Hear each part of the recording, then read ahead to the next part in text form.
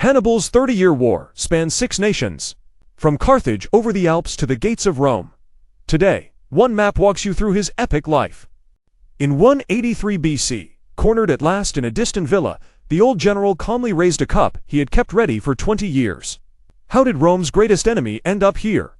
In -247, Hannibal was born in Carthage, the eldest son of the great general Hamilcar Barca, a family name meaning thunderbolt, just as Carthage was losing its first great war against Rome.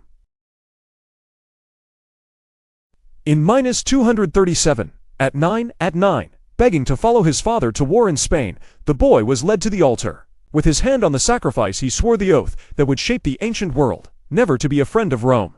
He declared, "I swear that so soon as age will permit, I will never be a friend of Rome."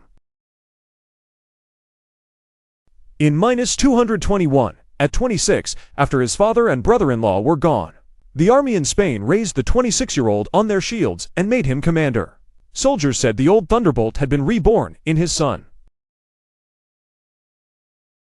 In -218, at 29, he did the unthinkable, led an army of 50,000 with 37 war elephants over the frozen Alps in 15 days, losing nearly half his men to cliffs and snow, and appeared behind Rome, where no army could exist.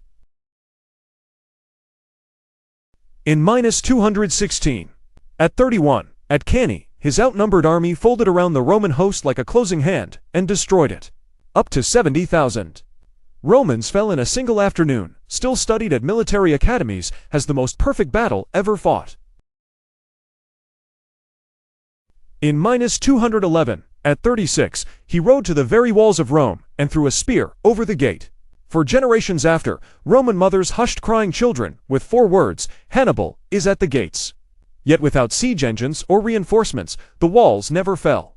He declared, "Hannibal ad portas," Hannibal is at the gates. In -202, at 45, recalled to defend Carthage itself, he met the young Roman Scipio at Zama. His war elephants were turned aside. His veterans broken, the only defeat of his life, ended the war and brought Carthage to its knees. In -183, at 64, hunted by Rome across the Mediterranean for 20 years, the 64-year-old was finally cornered in a villa in distant Bithynia. Rather than be dragged through Rome in chains, he ended his journey on his own terms, a free man to the last breath. He declared, "Let us relieve the Romans of their long anxiety, since they think it too long to wait for the death of an old man." He lost only once, but it cost him everything.